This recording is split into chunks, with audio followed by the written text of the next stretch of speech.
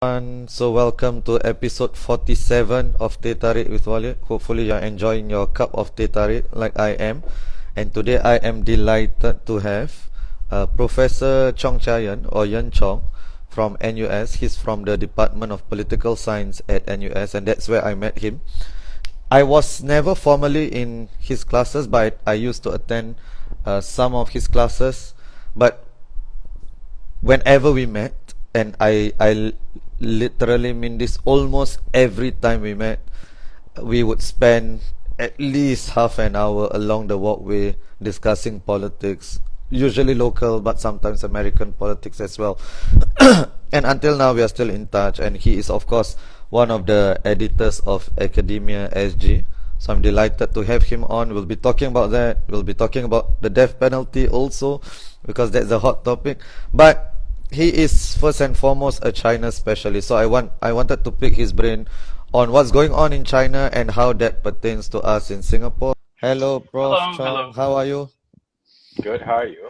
I'm good. I'm good. So, thank you for coming on. I am happy to see you. I somehow feel I've been bluffed into this one. It's okay. It's okay. Yeah. So this is quite a step I down from NPR. You appeared on what NPR this morning? Oh. what are you talking about? NPR is a warm up to this. It's only because of NPR that I get a gig with you. I mean, come on. Was it this morning the Uh, session with? the broadcast was this morning U.S. time, and the recording was what was it? Recording was Monday. Yeah. Okay. All right. Okay, so thank you for agreeing to be on this humble show after NPR. No So, lah, come on. uh, NPR looks up to you. You see, I have to do NPR first, and then I come up to you, right? I wish. But let's start with your specialty, right? China. What's going on? First of all, China itself, like Hu Jintao, and what was all of that about? And so Xi Jinping stacked the party with his allies. So he's obviously in a much stronger position. But is that in reaction to a weakening of his authority because of whatever has happened with zero COVID and all of that? Can you explain a little? I don't know, Walid. I was waiting for you to tell me. No, no, I'm serious. So, the reading is generally that Xi Jinping has consolidated this position, but one of the realities of China today is that it's a lot more closed off than before. Contact is a lot less. I mean, it's not just with COVID, but it's general development of the system. So, if you look at the people that a lot of observers, journalists were talking about who might get into the Politburo Standing Committee, right? Many people are off. I was off, but that's because there isn't the same sort of contact as there was the case before, right? So what that tells us is there's a lot more uncertainty. There's a lot more room for error. There's a lot more room for miscalculation. Okay, so Xi Jinping is not as strong as he used to be with No, society. I mean, popular I support. think No, I think he is stronger than ever. Popular support, all that, it's not clear. No one knows for certain. Certainly, he does have a level of popular support. How much of that is organic? How much of that is manufactured? Right. No one can really tell. But what we do know is that he has a stronger hold of the party and the state mechanism than ever. So he has a stronger ability to control and manipulate the instruments of state. Okay. How does that relate to us in Singapore, especially after his speech, right? Talking about everybody belongs to China, as in every Chinese overseas. Yeah. Well, it's not that he said that. I mean, there's one particular part of his speech. This is the work report of the 20th Party Congress. So not the one that he gave last Sunday, but the Sunday before. Right. There was a section where he was talking about um, religious affairs and reaching out to intellectuals outside the party and getting business to be more in line with the politics of the party. Now, if you follow Chinese politics, this is the pretty standard way that they talk about political work, right? Or in other words, unite the front. And at the end of that litany of things that he was talking about, he said that all all overseas Chinese, there should be a strengthening and improvement of work relating to overseas Chinese to enhance their role in supporting the rejuvenation of the Chinese nation.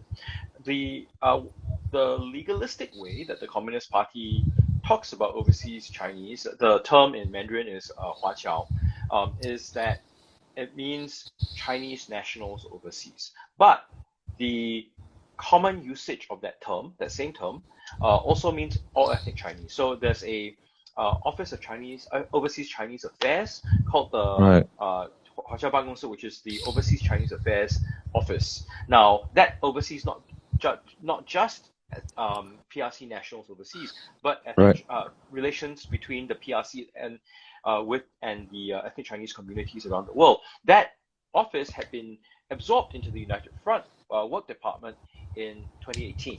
So what I'm gathering from this is that there seems to be an effort to work on diaspora nationalism, to mobilize ethnic Chinese communities overseas to in support of this rejuvenation of the Chinese nation view that he has. And of course, sometimes when we talk about Chinese nation, it's a bit confusing because there are different terms for Chinese. What does CCP mean when they use that term? Do they mean ethnic Chinese elsewhere as well, but not? Yeah. Right. So the term that they use when they say 中华, it's actually a very vague term. It's Chinese in a very encompassing manner, right? It's different from saying 中华人民共和国公民, which is PRC citizen.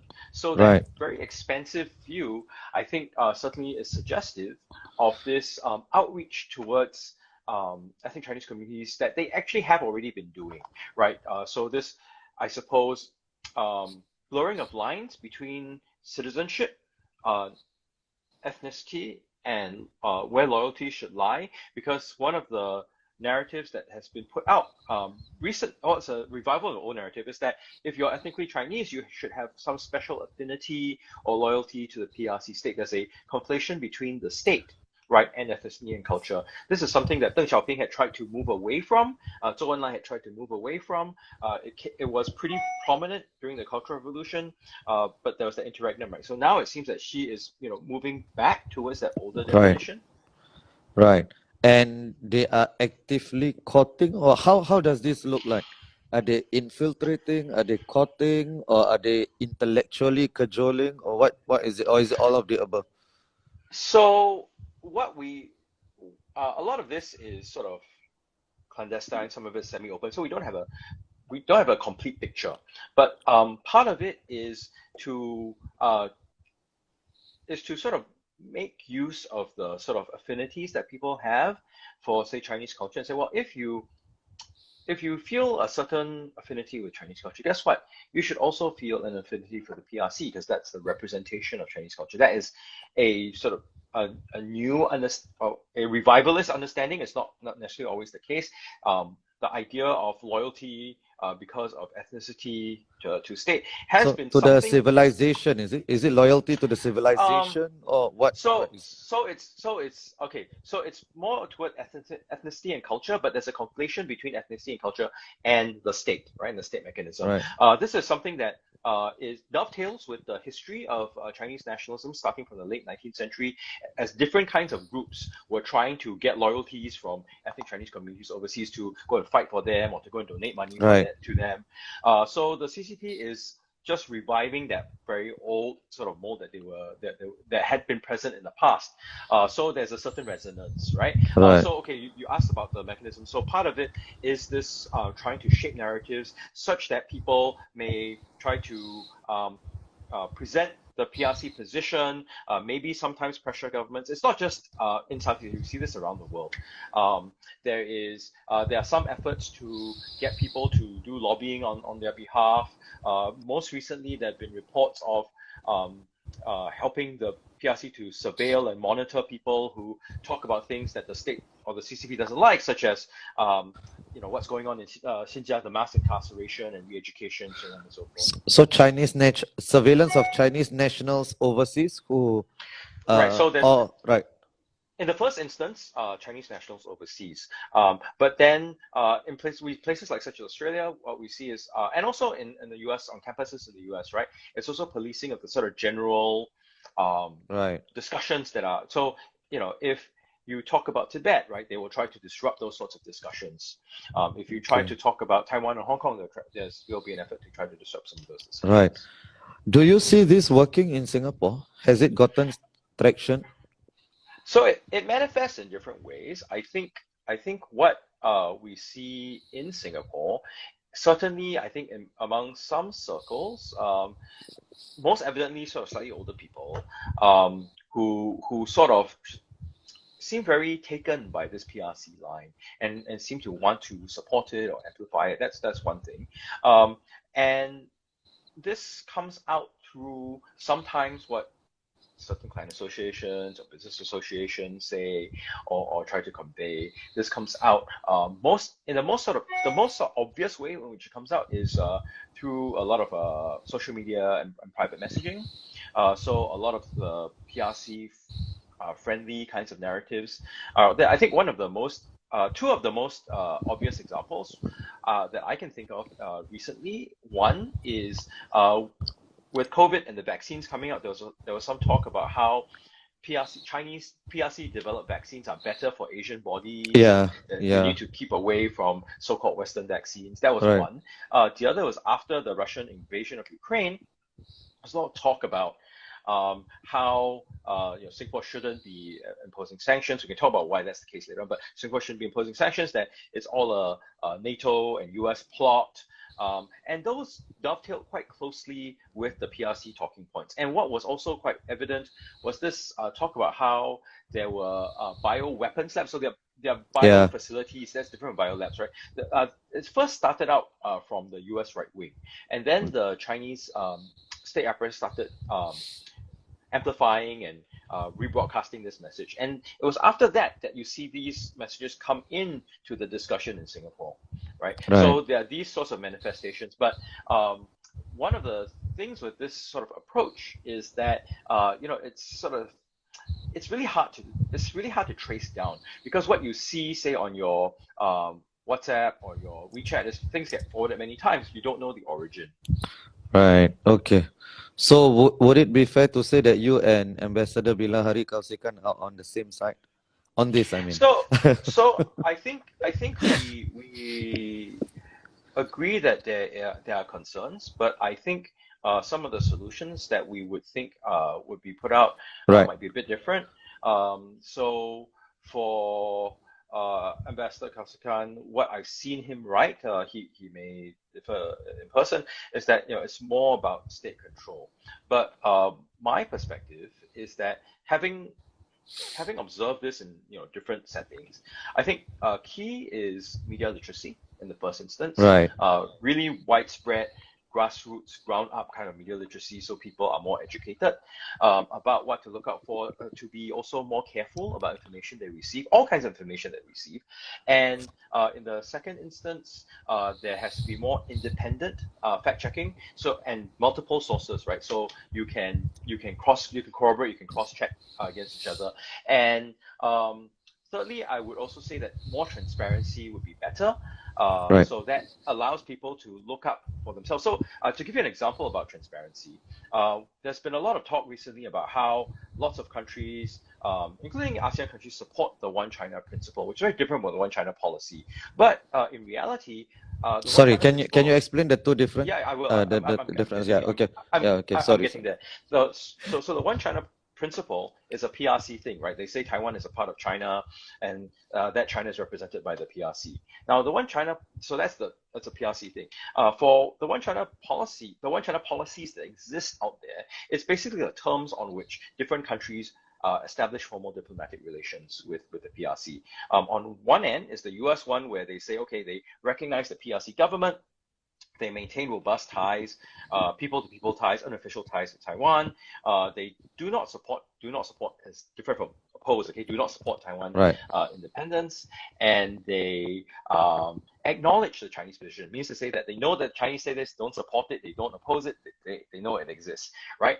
So just to take a contrast, the Singapore position is that we actually oppose Taiwan independence, right? But we also oppose unilateral changes to the status quo.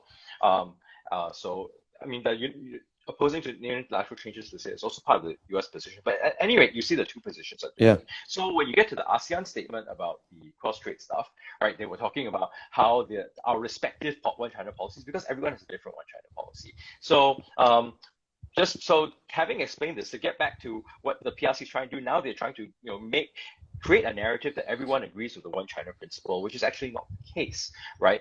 So why having independent fact checking would be useful in this case, right? Because it's not the state.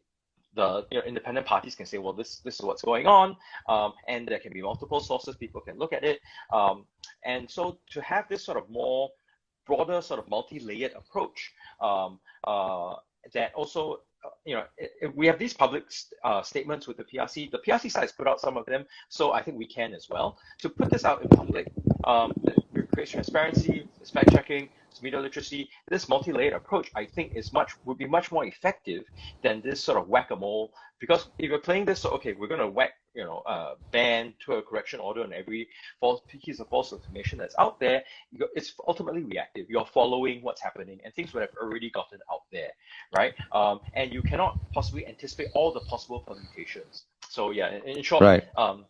That's why I think we will differ. Yeah. Right. Okay. So for our younger audience, please Google whack-a-mole, okay, and see how it works, and what is the reference to. So just final small point on this. So you agree that this is existential to Singapore. This threat is potentially existential. Potentially, because I think we are a multi-ethnic country. And we need to accommodate and live with each other. So to say that there should be more, I think, a special feeling, special loyalty to any other state other than Singapore, I think is based on ethnic lines, is potentially divisive. And just in case people think that this is far away, it's far distant theoretical thing. I think if you think about a possible crisis between the US and China, whether this is Taiwan, Korea, South China Sea, what you would see is the US may, as they have when they move their military assets from Asia to the Middle East and South Asia, they use Singapore as a transit point. So the reverse can happen, right, for a crisis in Asia. And what you might see then is the US will try to do this. The PRC may try to disrupt it by playing up these ethnic divisions, so on and so forth. And and certainly you can see why there's the logic for that. Now, that may disrupt the US, delay the US, whatever. That's something that's a US-China thing. But ultimately, if this creates divisions in our society, you and me are the ones, and everyone else listening, right? We're the ones who have to pick up this. So I think to use the sort of vaccine analogy, to inoculate ourselves, to protect ourselves beforehand, before these crises appear, I think is quite imperative, because when they start appearing and problems start occurring, it'd be too late to play catch up. Right. Okay. Thank you. So there's a question from Steffi. How different is mainland Chinese identity from overseas Chinese identity? And can the two ever be reconciled, or will the former ever be accepted by the latter? So I think the difference is this. I think, when you talk about what is Chinese, this is many people have written on it. It involves many debates. But there's a sort of cultural sense of what it is. So what are your cultural markers? Just like conversations about what is Tamil, what is Malay. These are cultural kinds of debates, right? And they necessarily change over time.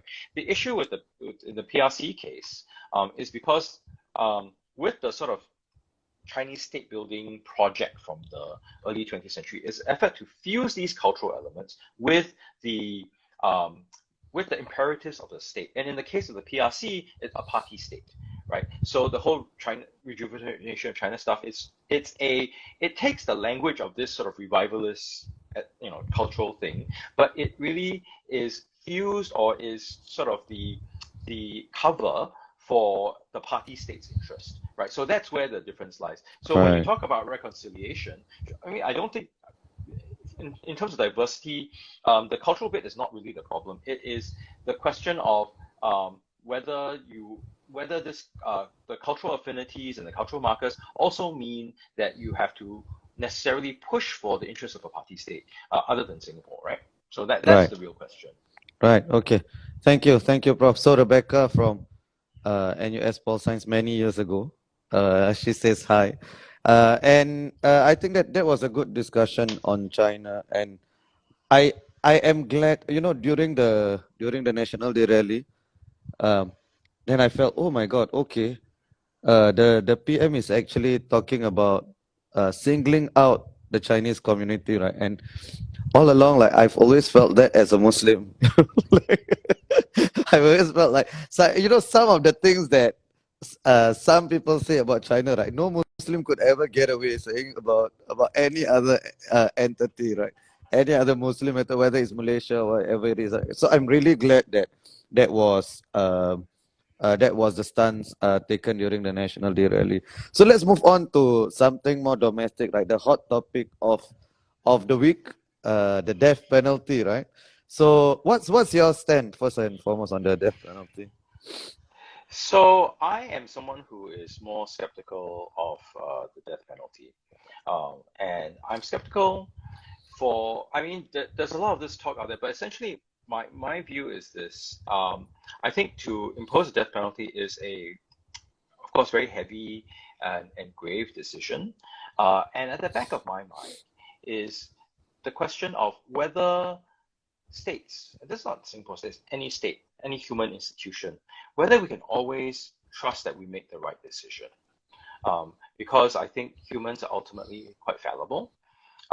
And we create institutions to try to get around those failings, right?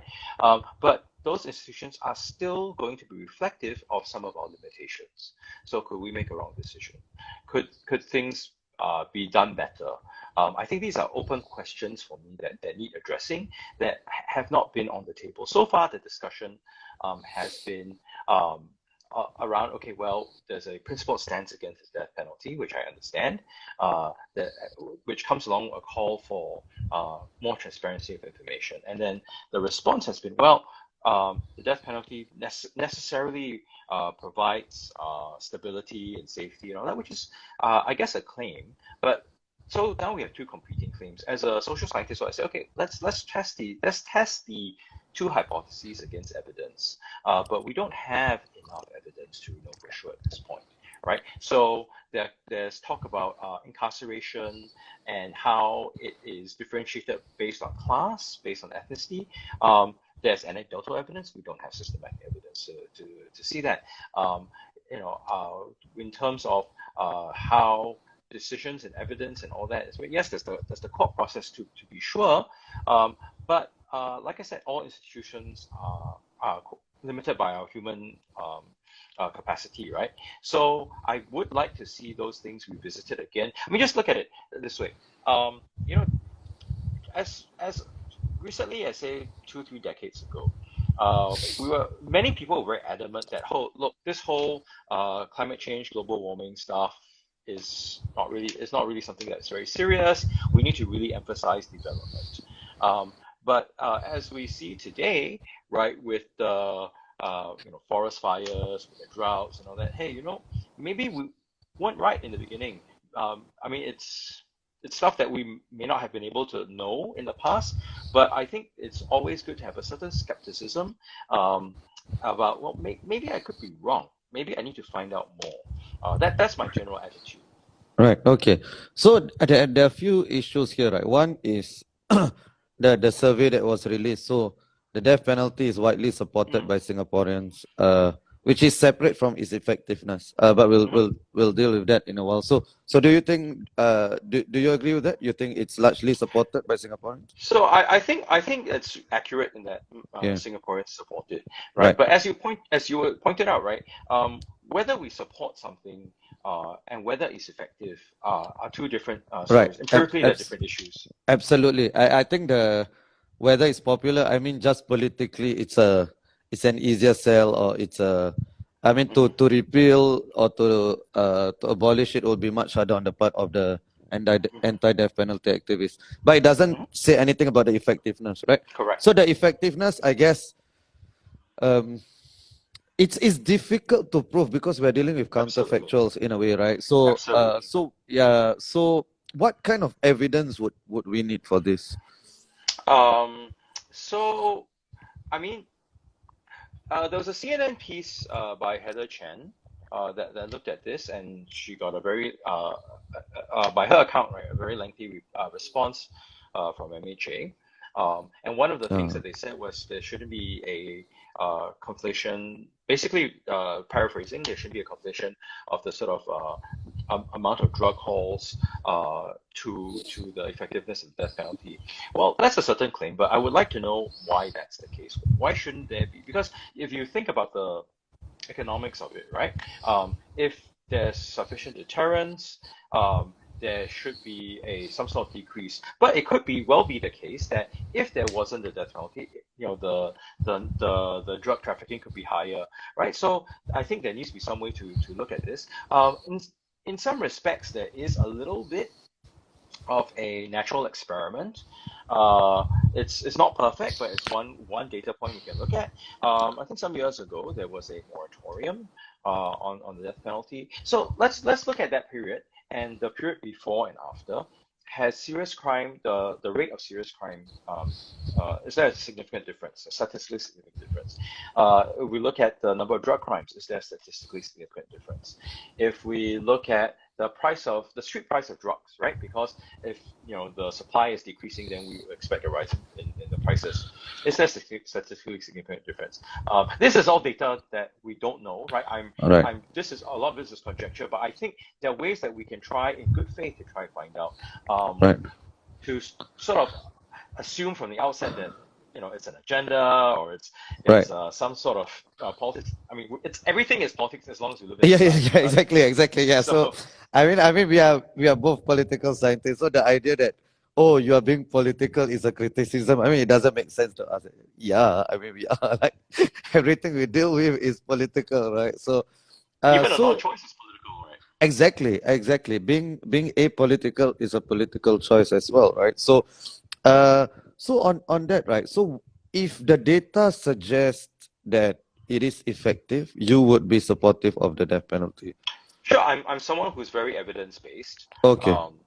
So I think ultimately, I mean, I still think that there are questions of whether the institutions are doing the right job, right.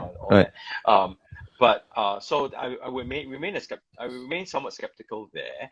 But I think a lot comes down to the evidence. Right. Okay. So your opposition to it or your skepticism towards it, it's empirical rather than moral, right? Because there are some people who, under no circumstances, the death penalty should be. Well, in some cases, it's moral as well, but different people have different moral stances. So I've laid out my moral stance, which is I think to willfully take a human life is a very big step, right? I would, as long as there's some possibility of error, because we're fallible human beings and the institutions we create are fallible, I would be somewhat doubtful. That's my moral stance. Other people can have definitely not, but yeah, people are different. Right. So can I push you a little on this, right? The New Zealand mosque shooter, right? Why would life imprisonment? First of all, I mean, in general, why would life imprisonment be better than the death penalty? But secondly, in such a case where 40 people, probably about there, were killed in, I mean, cold-blooded murders, right? Why would the death penalty not be just? Right. So the question is, why are you putting the death penalty in place? That's the deterrence argument we talked about earlier. Right. There's the other argument which is around and in the background, but people don't articulate openly, which is the idea that there needs to be punishment. Right? Yeah. There's some sort of vengeance argument. Right. I think that's a logic that many people I think find very appealing, right. And intuitive. But I don't know. I mean, I'm generally not a very angry person. And really? I'm not. Well, I talk a lot, but I'm not angry.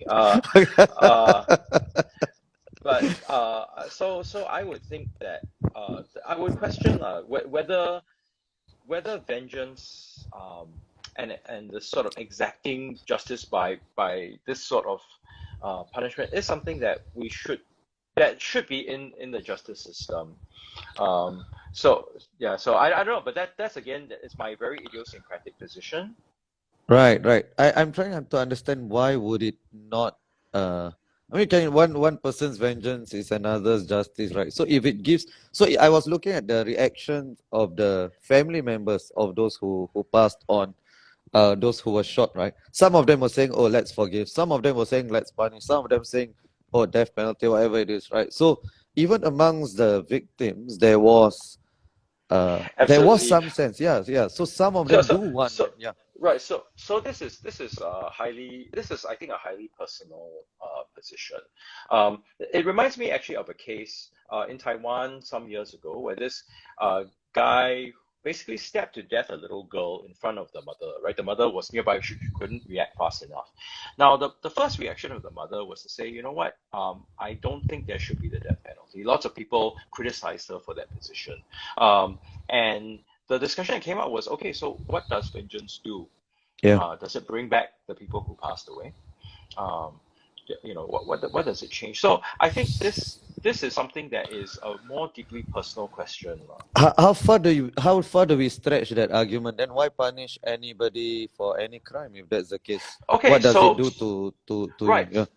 So for me, I think I think the baseline for me is rehabilitation, if possible. And rehabilitation doesn't mean you let them go free and run around. So maybe in some cases, that means okay, if they're incarcerated for life, for instance, are there more productive things that they can do within that context, right? So I think it's sometimes a bit confusing when people say, well, rehabilitation means that there's no punishment, people that are allowed to run free and all that.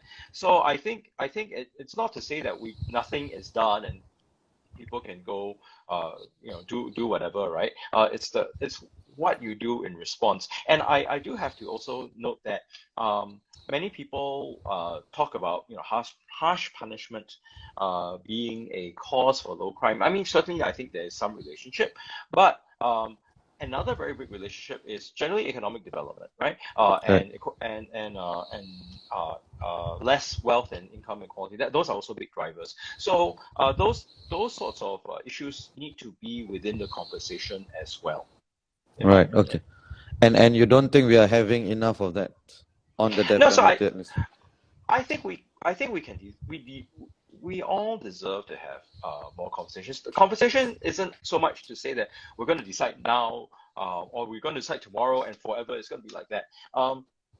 Things change, we find out more things, we learn more. So these things need to be ongoing, and they have to be done in a way that the first reaction is not, oh, the other party is saying this out of bad faith, or that Yeah. they're ignorant, or that they are necessarily trying to disrupt. I mean, hear people out.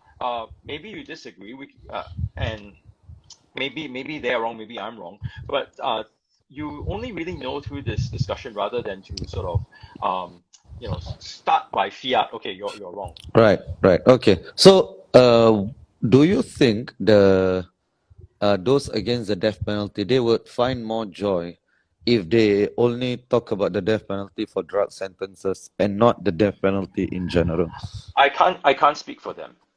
You would actually have to ask them. I can't speak for them. Like I said, a lot of these things are Okay. quite. What about you personally? Do you think that society would be more okay with that than with the abolition of death penalty as a whole? So I think this is one of those areas where at this point we don't know. We probably need a broader conversation about it, and things will need to evolve, right? Just like my example with climate change earlier, many people thought one thing, several decades ago. They think differently now because we have new evidence. We understand things differently, and that's just how things are, right? We as humans we learn. I talked about the human fallibility. One of the advantages of being is we learn, we can change, we can improve, right? Yeah, definitely. So there is a question by Arun. Do you think that regardless of objective evidence against the death penalty, the PAP may not be keen on moving its stance on it because of how central it is to its branding as providing order and stability. So that's something that only the PAP can answer. Maybe that's the case. But I think that what they what needs to be done is just to have a more open discussion. So why is it that they oppose so much? Let's have the evidence out there. Right? If the evidence seems somewhat murky, then why is it they hold that position? And we will only know when that sort of conversation happens. Okay. So final question on this. Will you be tuning in to Min Shan versus Richard Branson? So I'm very confused by that whole episode, right? So on the one hand, we are told in Singapore that only Singaporeans can participate in Singapore politics. Yeah. But suddenly now, okay, there's this invitation to discuss issues that people in Singapore have been raising for a really long time. So on that level, it's somewhat confusing to me. And at another level, it's confusing because, okay, so what will a debate like that do? It doesn't bring more evidence to the table. If for some reason Richard Branson wins, what's going to happen? Are we going to change the law? So I don't see what the debate is. But really I about. thought you said you want more discussion, and sure. So I think I want more discussion, but I think a prerequisite to discussion is to have more evidence, right? If it's just discussion without evidence, it's just pure opinion. Okay, so So I'm empirical, right? Remember? Right. So when Richard Branson gave his opinions, that's without evidence, or? So I mean, he's apparently been working on anti-death penalty issues for a long time, and for some reason, the Nanyang case came to his attention. Yeah. So he made a statement about it. So okay, I think that's his view, but ultimately, it's not just about one case. When we talk about, there needs to be a distinction between, when we talk about things like death penalty, the sort of systemic policy versus particular cases. There are particular cases which I think there can be more problematic than others that are more straightforward, and each individual case is important, but we need to also look at it in totality. What kind of pattern comes out? So this is the social scientist in me, right? I'm interested in the patterns and all that, and it's really hard to discern that without more data. What data specifically would you need on? Well, like I said earlier, right? We should be looking at incarceration and class and ethnicity. We should be trying to understand more what the drivers of the drug trade are, because one of the things that seems to be coming out now in discussion is that a lot of the people who get arrested and executed are drug mules, and the big drug bosses are not right. Basically, they're not touchable here. So the thing is, and a proxy for that would be income or something like that, right? Right. So, but the thing is, in this instance, one thing is perhaps the issue here is that for drug mules, they are infinitely replaceable. You'll always find poor people who are in some sort of situation, and you can manipulate them, right? So if these people are sort of dispensable to the drug lords, right? So I mean, these people getting arrested may possibly be just part of the cost of doing business to them. Just like you think of any business, there's a risk, there's some loss you would accept. So if that is the case, we don't know, right? This is the data, some of the data we need. If that's the case, right? So is it really effective enough? I don't know. I really don't know. I would really like to see more information for me to figure out. Right. Okay. Thank you for that. I think some qualitative interviews would be good also, possibly, but I'm just thinking about how to design this sort of study, right? So by the way, I just wanted to say, there are many people who looked at it. So there's also understand.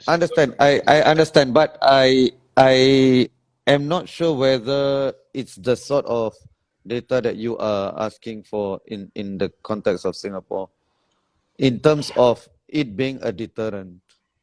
Well, I think we need to start somewhere, right? So what I mentioned earlier about we have a bit of a natural experiment. That's one place to start, and see where we go from there. Okay. So do you know of anyone who has done that?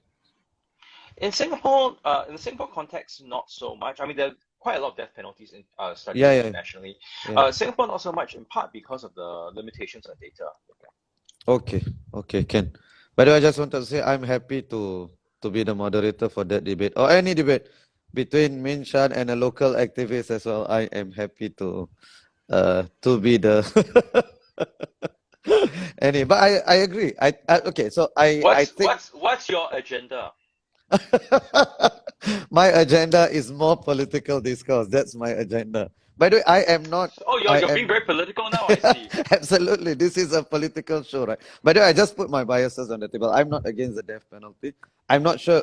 So in principle, whether for drugs is a different matter, drug trafficking, right? Because for the reason you mentioned, for the uh, it's usually the lower income that are the ones who are affected by it. At least anecdotally, that's what it seems like.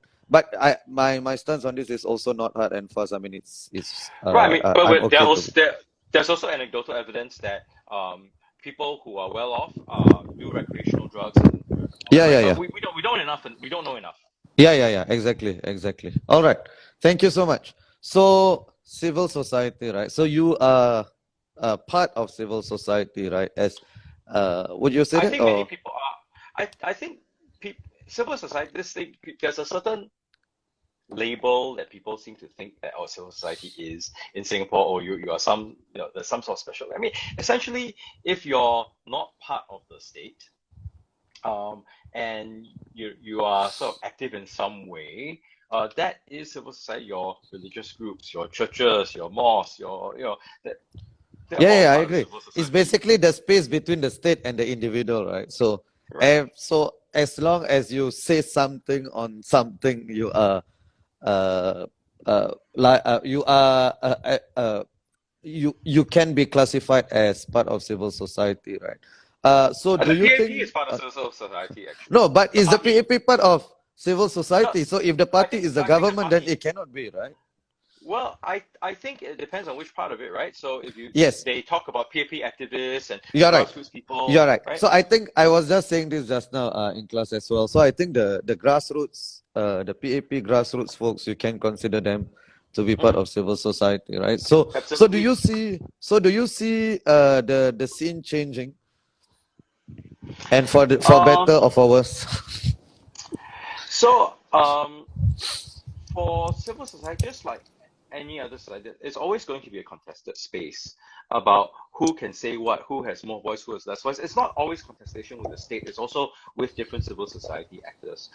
And that is part and parcel of basically what every society does, and Singapore is going through that. I think right now it seems that with some of those laws that are in place, whether it's intentional or not, a lot of the feeling is that there are more limitations on civil society. At least that's the effect, right? The effect and intention are two different kinds of things. That seems to be the case for now. I suppose things can change, but again, it depends on which part of civil society, right? So you see, the some of the religious movements, religious groups, church groups, for instance, on the opposition to the repeal of 379 being very, very active. So there certainly seems to be space for those people. So, Right. and I mean, the thing to remember is that civil society space isn't a homogeneous thing. Different groups, because of their own positionality, will have more or less space, right? Right. So I think on LGBT issues, probably there is a lot of space, right, for contestations. But this is not the case for every issue. Right. I think it's also, so we just talked about that. I think for them that space is a little bit more constrained. Hmm. Certainly. I think on issues of say race, which was something that came out in a big way, that's something that we're still sort of figuring out where we want to Yeah. be. Yeah, I think that one is where the government is also figuring out, right, this new desire to really talk and discuss to talk about and discuss race openly, that I guess has Right. always existed in pockets, but it's never to such an extent. Right. Yeah. And yeah, I agree. And I think it's going to be something that at some point, as a society, we'll have to face because we are open, and our society, because of immigration, and all that, is becoming more pluralistic. There will be more. I mean, it's not just because of immigration. You have different people from different national origins. People will bring different ideas in. There'll be more exchange of different kinds of ideas. So there's a certain increase in diversity that we will have to manage together, right? How do we disagree in ways that doesn't mean that we have to necessarily silence each other, or that you have to Right. find some way of punishing the other, that kind of thing. Right. So I want to get to that. So without silencing each other, right? So we'll get to that. But on Academia SG, right? And you know, when I started grad school, right, some of my professors, your colleagues, right, some of them, they explicitly say, you know, you are academics, you are not activists, right? Uh, and there was almost some frowning upon activism within academia. Do you think that has changed, or it was always there? I think there's still that sort of, it's part of the legacy of being in Singapore. But honestly, people may disagree. I actually don't see academia SG as being activists, to be honest. Really? You don't Because think so? absolutely not. Because so you have to realize also where I'm coming from. So I am, I have colleagues in many different places around the world. And for them to comment or to bring their professional judgment on topics of the day that affect, or they have, or they have experience or expertise on, that's just part of normal everyday life, right? Sure, but that's So part of activism is part of normal everyday life, right, for them? right, I guess, okay, so I guess it comes down to how you define activism. If you Mm. think that activism is, trying to, put your imprint on stuff, and so far as everybody does it, then lots of people are activists. Sure, I'm okay with that. But Right. if you think about activism in the sense of, okay, well, there's some sort of um, basic ideas or social change you want to push. I don't think academia does that. I mean, generally we're for academic freedom because that's, part and parcel of what we do. But we are quite open to having a range of different kinds of views. We're quite open to having a pretty robust debate. I mean, one thing that people may say is, hey, how come you guys seem to have carry a lot more progressive views than conservative Yeah. ones? I think there are two reasons for that. One is academia generally tends towards Yeah. being more progressive. Right. So there's a certain skewness there. Yeah. The other is that I think in terms of the more conservative, there are lots of platforms for them in Right, Singapore. right. Yeah. As if as if we don't have enough, right? Right. Yeah, So yeah, I yeah. mean, so it's part and parcel of Right. the broader So understand, conversation. I completely agree. That was actually going to be my question, right? So one of the criticisms is that, oh, academia is too liberal or too progressive, or and they are detached from wider society. And I think you sort of explained that. So the part on being open to different views, right?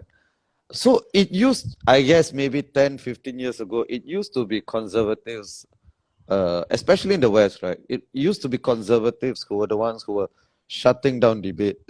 But do you agree that today it is more of so-called liberals and progressives who are the ones who are shutting down debate, and they will use other euphemisms, right, to curtail somebody's speech, and they will say things like, "Oh, freedom of speech doesn't mean freedom of consequences." Then, yeah, but what exactly are you saying? You're saying there is no free speech on your part, right? As long as it doesn't agree with you, will you Well, agree with that? no, I don't, because I think um, freedom of speech is not freedom from criticism, right? So silencing and criticism are two different things. I disagree with you. I criticize you. You criticize me. That's part of debate. Agreed. right? It's different from saying, okay, I'm going to make sure that you cannot have a platform. I'm going to make sure that you cannot speak. So there are some people who do that Right. on both ends. But I think it's important to distinguish this sort of trying to block, censor, not Yeah. allow as from criticism. Yes, some criticism can be quite withering, Right. but criticism is still quite No, I different agree. from I something. agree. I'm not talking about criticism. I think that's part of free speech, right? I mean, being able to criticize somebody that you disagree with. But I'm And talking also to about get criticized. to get criticized. You're right. So, and you just have to take it, right? If you want to dish it, you have to take it as well, right? Right. So, but Absolutely. I'm talking about banning of speakers, for instance, or deplatforming, and So I yeah, so for I things think you disagree with. okay. So I think here we have to look at why there's deplatforming and all that. So if it is so for me, it's not about uninhibited free speech, right? I think there are consequences where there are speech acts that can incite violence. There are speech acts that can create uh, create situations that are quite dangerous, right? So that's where my limit would be, lah, right? Okay, so violence, So we agree. The dangerous situation, what would that look like? so I suppose if okay, so this comes to some of the discussion on say vulnerable communities. LGBTQ groups are one thing, right? So if you say out someone for being a LGBTQ person, if that means in their their situation they could get put out of their homes by their family. Some people do that, right? And basically be in a situation where as vulnerable persons, they are left outside to be more subject to whatever sort of dangers that are out there. That's what I mean. Okay, So for yeah, so it okay, doesn't have to be outright violence, right? okay. So maybe we put some meat to the bones. Okay, so it's getting late. So let's make this more spicy, right? So somebody like Jordan Peterson or Joe Rogan, would you want them to be deplatformed or Okay, so the question is whether you're deplatforming someone as opposed to whether you're targeting certain things that they say, right? So with the Joe Rogan stuff, I think some of his anti-vax stuff at the height of COVID was actually quite dangerous and a harm to public health.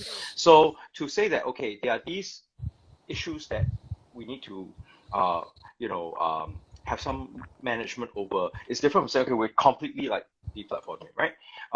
And then on the Jordan Peterson stuff, so I agree with you. So you wouldn't want him to be deplatformed, basically. You want to but I call think him out for those positions. we'll call him out, and I think in situations like COVID, right?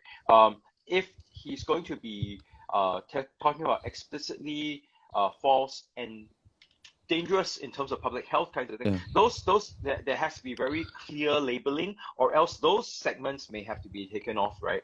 But that's different from completely deplatforming the guy. But don't you see that's a slippery slope, right? That's basically like Prof Maying, and then you have to So give the power to somebody, and that right, sure. somebody So will. Yeah.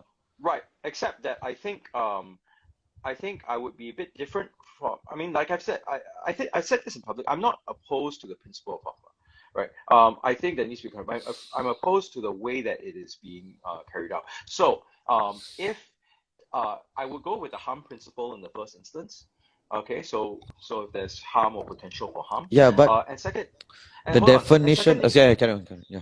no, no. So yes, I understand where you're coming with the definition issue.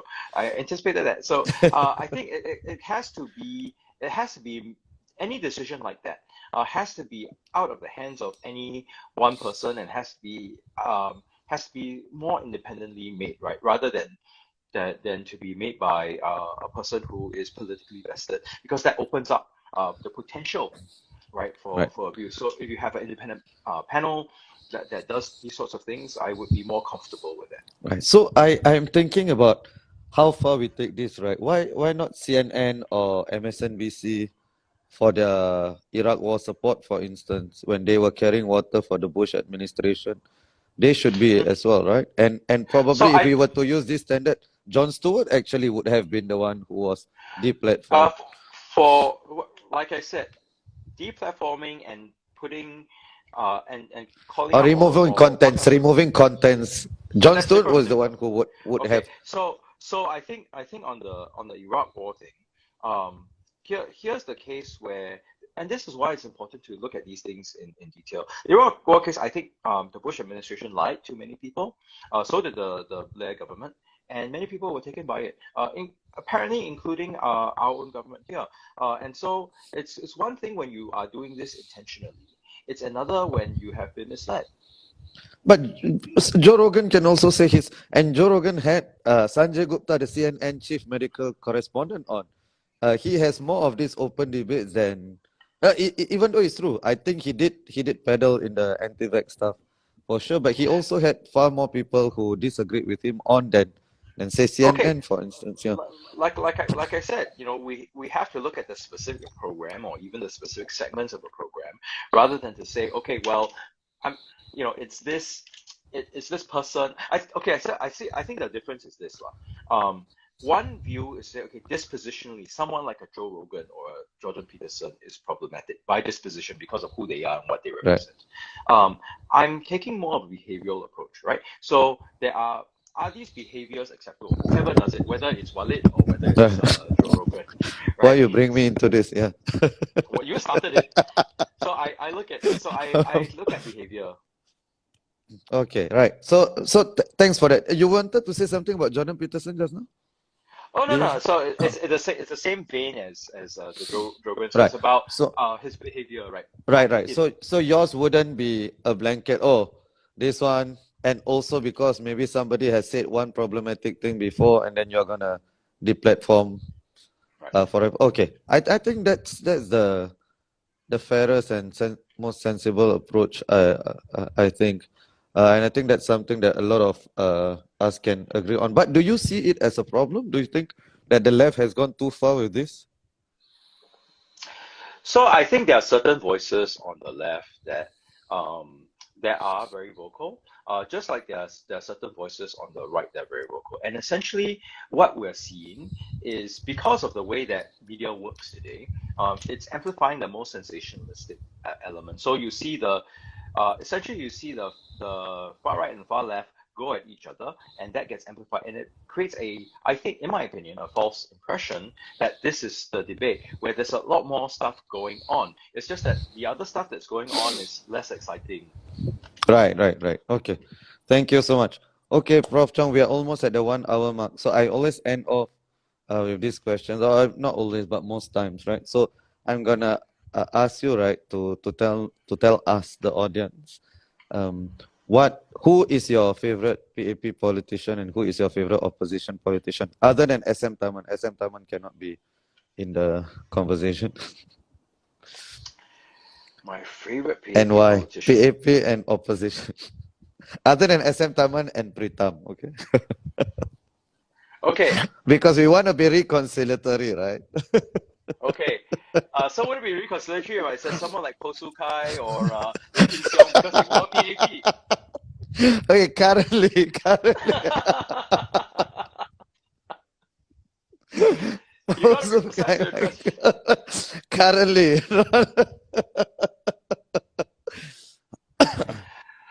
Currently, it's got to be Walid lah. Which is this? I said current PAP politician. Yeah lah, Walid lah. Please, don't wish the worst for me, please. I'm not gonna be a The politician. worst, the worst. PAP is the best. No, politician. I mean politician. It's not for me. Not that politicians are bad. It's not for, politics is not for me. Yeah. So, yeah. Wow, that's a really tough one. Oh, you're taking way too long, man, to answer. Yeah, that's right. I am. Because you're asking about current, so that's a good question. Okay, so I do think that some of Desmond Lee's sort of heritage and conservation stuff is useful to have. Also heard pretty good things about him from people who volunteer with him. But opposition? I'm cheating. I went to NS with him, so I'm cheating. Oh, okay, right. So he's your friend. Yeah, He's not my friend, good. but I knew him a long time ago, decades ago. Okay. What about the opposition? Other than Pritam? Other than Pritam, no, actually, Pritam wouldn't have been my top choice anyway. Oh, okay. Yeah, he wouldn't be. Um, Why are you not ready for a non-Chinese leader? Or no, I'm kidding. no, it's not that. So for me, it's hard. It's a toss up. For me, it would be between Leon Pereira and Herting Ru. Okay, good choices.